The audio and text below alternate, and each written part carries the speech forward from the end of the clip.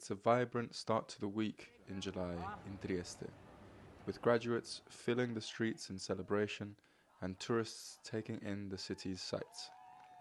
Celebrating today? I'm celebrating my graduation.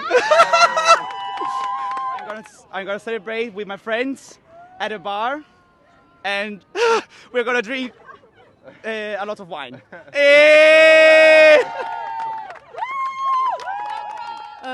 With my family and friends, we're gonna go to a nosmizza, which is a typical thing here. So you go to like a farm, and they give you like their traditional products and wine. Yeah.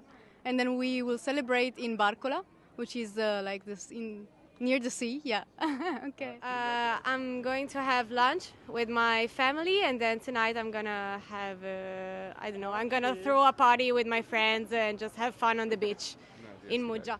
We're gonna go to the San Marco Cafe, I think, and we have a tour tonight, a food tour, and we just came off a free tour. Free walking tour. Free walking tour, sorry. First time in Trieste?